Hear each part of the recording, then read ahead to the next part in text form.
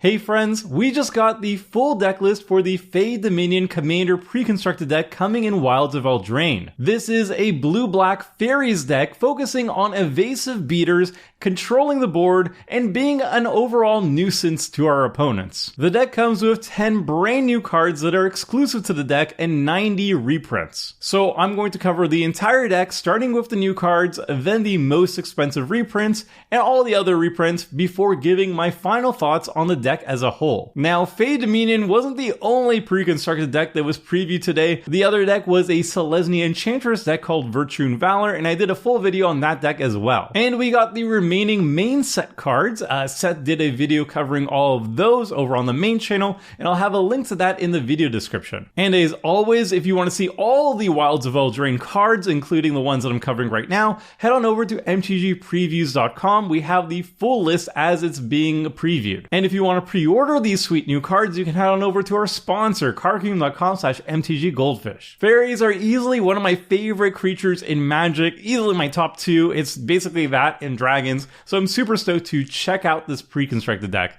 And we begin with the Face Commander. This is Tegwil, Duke of Splendor. It's a 3-mana Dimir, 2/3 legendary creature fairy noble with flying and death touch. Other fairies you control get +1/+1, and whenever another fairy you control dies, you draw a card and you lose 1 life. So this looks kind of like a Fairy Aristocrats commander. It gives you some passive card draw as your fairies are just going to be dying over time, or if you have a big board state and it gets wiped, Tegwil will refill your hand so you can redeploy afterwards. He's a decent flying chump blocker deterrent, or not chump blocker. He has death threats so he can trade upwards, even though you don't really want to be doing that. And he gives a little bit of a boost to your fairies. Often fairies are like 1/1s, so doubling their power and toughness is pretty nice. Overall though, this is not really what I'm looking for a fairy commander, unless I was going like Fairy Aristocrats. I really like the fairy style of play, which is draw go. Like I like flash fairies. I love casting instants and just interacting with my opponents on their turns. So this doesn't really scratch that itch. It doesn't have flash. It doesn't do the things that I was looking forward to with fairies, but it is just overall a well-rounded commander. But let's look at the other brand new commander for the deck, and that is Alila, Cunning Conqueror. And this is much more up my alley. So this is a 4-mana Dimir, 2/4 legendary creature fairy warlock, flying, and whenever you cast your first spell during each opponent's turn, create a 1/1 black fairy rogue creature token with flying, and whenever one or more fairies you control deal combat damage to a player, go target creature that player controls. And this is what I'm looking for when I think fairies. When I think fairies, I'm thinking like Lorwyn fairies. I'm thinking creatures that fly, but also creatures that have flash, and creatures that reward you for casting stuff on your opponent's turn. That's what I associate most with fairies.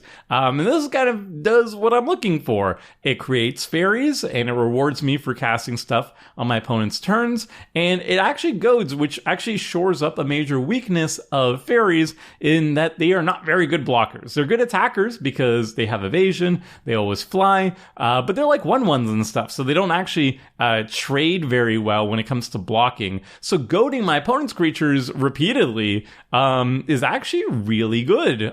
It's a really efficient goad effect, and it's going to be really annoying for my opponents to attack me, and it's also going to be forcing my opponents to make attacks that they otherwise wouldn't want to be doing, especially if I'm goading like small utility creatures. Them attacking might mean they're going to die when somebody has a bigger blocker to eat them. So this card's great for me. I would actually prefer Alila over Tegwil for my fairy deck, but we'll have to see what the rest of the pre-constructed deck is looking like, if it really fits my needs of flash and whatnot. So those are the 2 new cards that can be commanders for the deck, but we have 8 other brand new cards that we have to check out. And the first one is Fairy Bladecrafter. This is a black 3-mana 2/2 creature fairy rogue with flying, and whenever one or more fairies you control deal combat damage to a player, put a +1/+1 counter on Fairy Bladecrafter.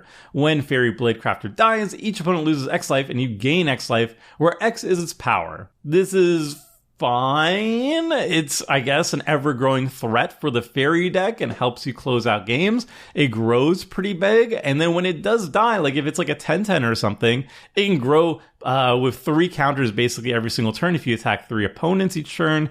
So it immediately becomes like a 5/5 the turn you can cast it. And it can grow pretty quickly. And then when it dies, you do drain your opponents for a lot. So I do like this. This is kind of like a finisher for the fairy deck, which otherwise would have difficulty closing out games. So having more ways to finish out the game when your tribe is basically just 1/1 flyers is really good. So it's not super exciting for me, but I can understand that it is a good finisher and probably a good idea to have in a fairy deck.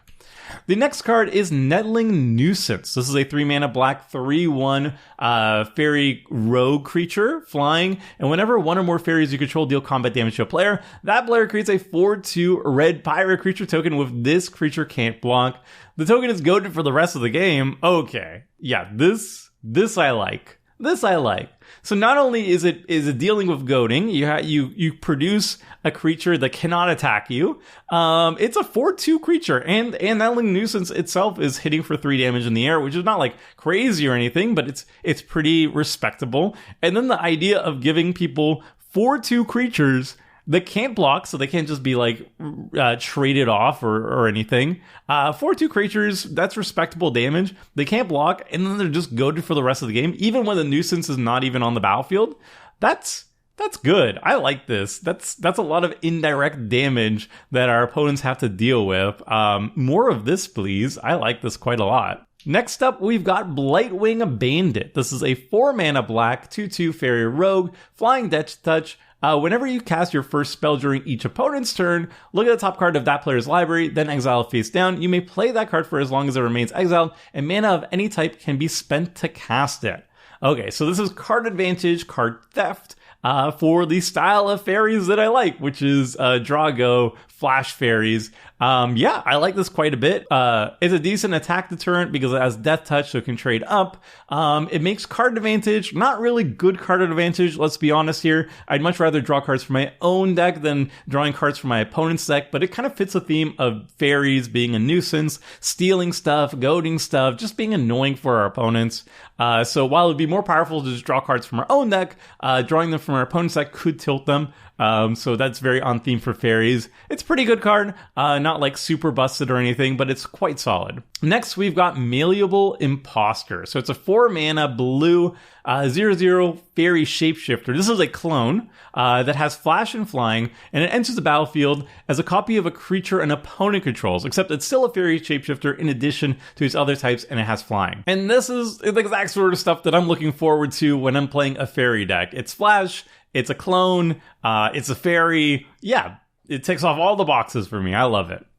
Okay, next up though, we have Shadow Puppeteer. So this is a 7-mana blue 4/4 fairy wizard. So this is a very expensive fairy, and a very beefy one at that. It has flying ward 2, and when Shadow Puppeteers enters the battlefield, create 2 1/1 black fairy rogue creature tokens with flying. So it has 6 power on the board immediately.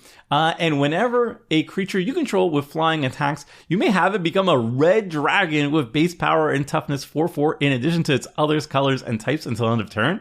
Okay, so you're putting 12 power on the board whenever you're attacking at the very minimum of this card. And it has ward, and it has evasion. Yeah, I like this. So like I said earlier, fairies are typically 1/1s with evasion, so they're kind of difficult at closing out games. Having a on-theme anthem effect for our fairies, basically turning all our 1/1s into 4/4s, is pretty darn sweet. Ward is nice. Makes it a little bit safer. It always enters the battlefield with some tokens, which is nice too. Yeah, this is a great top end for fairies. I like this quite a bit. We have one more creature though. It is Archmage of Echoes. It's a 5-mana blue 4/4 creature fairy wizard, flying ward 2. And whenever you cast a fairy or wizard permanent spell, copy it. Ooh la la. I like copying my fairies. I like copying my wizards. This card is gas. It is 5 mana. It doesn't really do anything by itself, but it is a 4/4. It has flying ward 2. That's pretty good. But being able to copy stuff is really nice. It's not nice if your fairies and or wizards are mostly legendary, because it doesn't get around the legendary rule. And we've had that issue before with like Reflections of Yara, where I remember a lot of people thought it was going to be a lot better than it actually was. But this is on theme. It's a fairy wizard by itself already, so it benefits from synergies, and I didn't notice a lot of fairies that were legendary in this deck, so that actually is a nice thing. But you have to be worried about that. Like, if you're in a fairy deck or a wizard deck, this card could be good if you don't have a lot of legendaries, but if you have a lot of legendaries, it gets a lot worse. But it has a very high power ceiling. This card is really solid. All right, we'll move on to Tegwill's Scouring. This is a 6-mana black sorcery that says you may cast the Scouring as though it had flash by tapping 3 untapped creatures you control with flying in addition to paying its other costs. So it destroys all creatures, and then you create 3 1/1 Black Fairy rogue creature tokens with flying. So this is basically an upgraded route for your fairy deck, which is actually pretty darn sweet. 6 mana for a creature wrath is kind of expensive these days, but having it at instant speed is really darn good. I mean, you do have to work for it. You still have to basically guarantee you're losing 3 flyers when you're casting it, because you have to tap 3 flyers to give it flash. But nonetheless, this card is kind of ideal for a draw-go fairies deck. You can do this at instant speed when you really need to, and it does give you 3 fairies to play with afterwards. So if you have like a fairy lord that comes out after this board wipe, then that's quite good too. So I do like the flexibility here. Flash instant speed board wipes are just really good in Commander, underrated, I would say. And Route is actually better than I think most people give it credit for. So a 6 mana Route that gives us tokens, yeah, I like that. All right, the final card, though, is one of the best 3 mana rocks I've seen ever. It's almost up there with Cursed Mirror, in my opinion. This is Misleading Signpost. So it's 2 and a blue, so it's a 3 mana artifact with flash.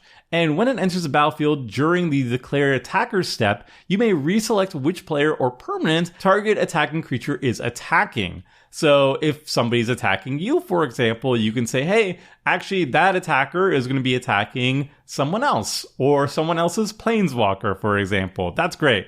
And then you can tap it to add 1 blue mana. So in 2023 Commander, 3 mana rocks are kind of old-fashioned. A lot of people have been moving away from them. They've been going mostly to 1 to 2 mana ramp sources. And that's just because the game has started speeding up, and mana curves are shrinking. So 3 mana rocks have to have some really powerful utility to make them worth running. And Misleading Signpost, I think, is going to fit the bill for a lot of different decks. It has flash, so it's perfect for a draw-go deck to keep their options open. And reselecting attacks can be a game-winning move in the right situation. I don't think this is a staple in blue decks in general, but draw-go decks are going to really like this card. And also, any way to instant speed blink this is going to be really good too. I still have Cursed Mirror way up there above all the other 3 mana rocks, basically, like that and like Power Stone, but this one is definitely in like the top 5, I would say. So yeah, those are the 10 brand new cards that are exclusive to the deck, but now we're going to be checking out the reprints, or we're going to be starting with the most notable reprints in terms of price. So what are the most expensive cards that we're going to be getting here?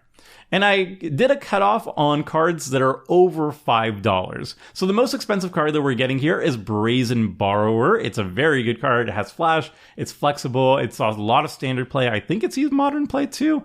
Correct me if I'm wrong. There's Glen Elendra Archmage, which is actually quite good in Commander. It's very good if you have any ways of removing -1 counters or adding +1/+1 counters to it. Scion of Una is $8. I don't think it's ever seen a reprint up until now, and it's just very good for the fairy deck. Kindred Dominance at $6. It is kind of good for basically any tribal deck. 7 mana is a lot though, but it is an asymmetrical wipe for any tribal deck, so that's nice. And Secluded Glen, I think, also has never seen a reprint, and it fits like a glove for the Dimir fairy deck, obviously, here as well. But unfortunately, those are all the reprints that are over $5 currently, at least on MTG Goldfish.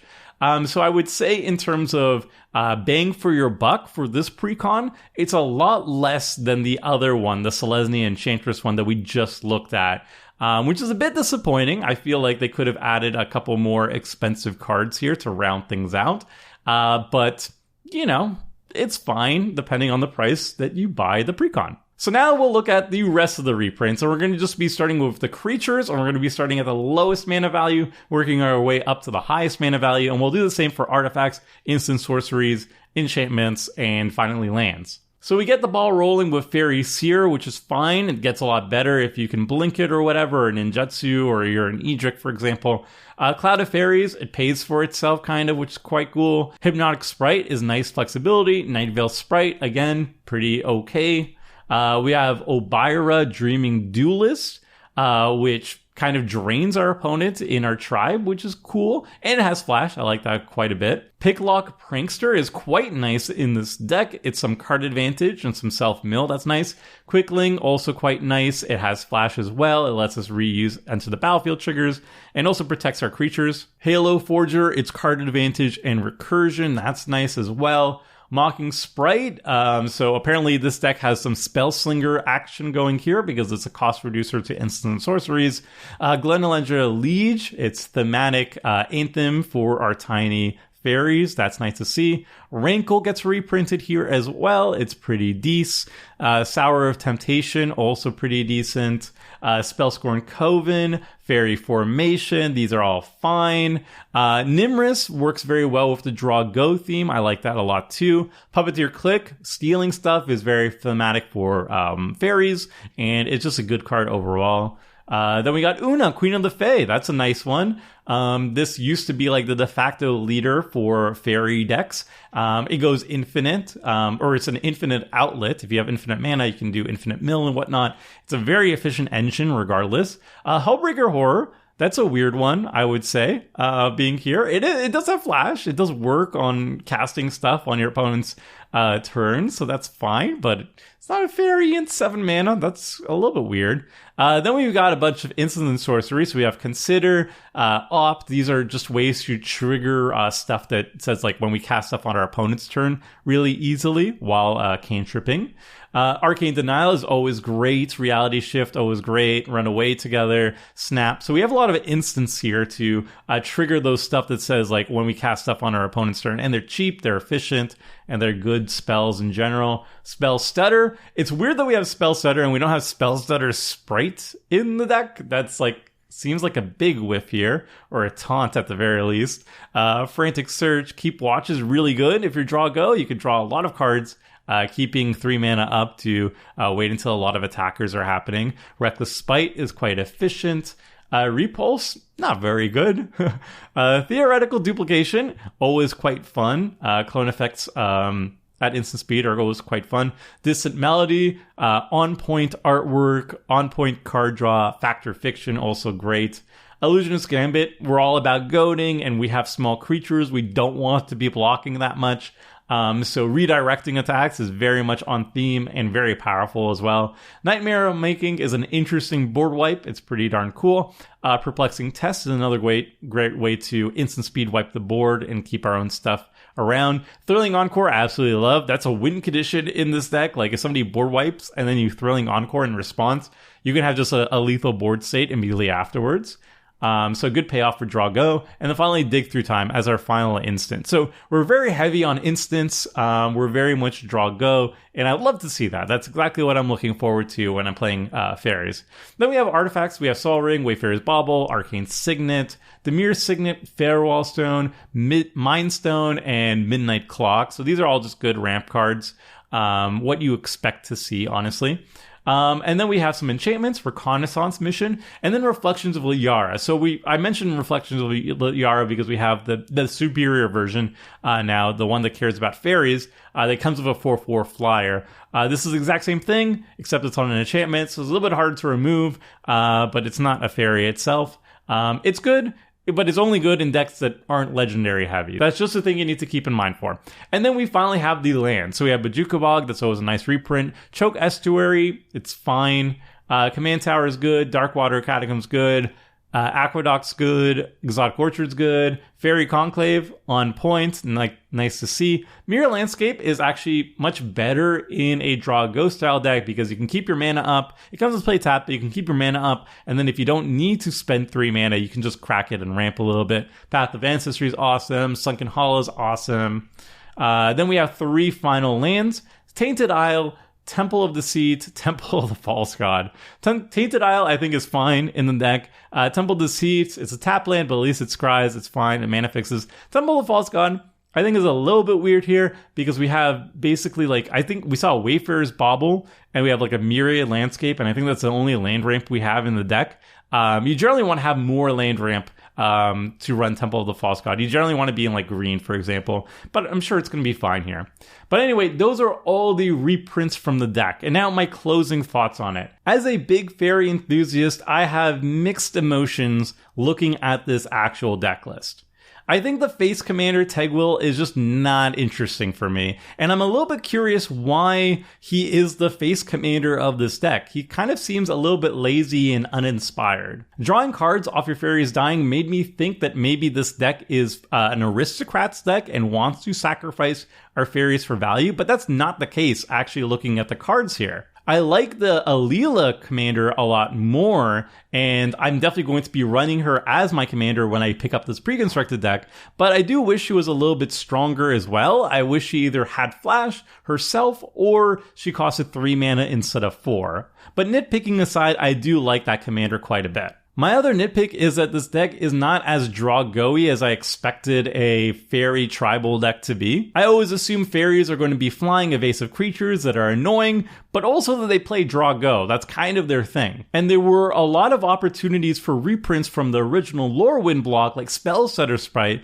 that just didn't show up here, and I'm not sure why. And if you compare this to the Virtue and Valor Selesnya Enchantress deck that we just talked about earlier today, the other Wilds of Eldraine deck, I feel like they had much better staples for Enchantress in the deck, and it feels like a stronger deck in general compared to this one. Now that said, if you made me choose between either owning this one or the Selesnya Enchantress one, I'm instantly taking the fairy one. I love fairies, and I love the fact that they made a fairy precon deck. It's something that they've never done before, and also the tribe definitely needed help filling out. I just wish the deck was a little bit better and more draw-go-y. So those are my thoughts on Fey Dominion. We covered the entire deck list and I gave you my closing thoughts, and now I'm going to go off to work on the Precon upgrade guides. I'm going to be upgrading both of the Precons, and then as soon as I'm done with those, I'm going to be posting them early next week. So check back soon on the channel because I'm going to be posting the videos over here as well, and I'm going to have a lot of Wilds of Eldraine content coming your way soon.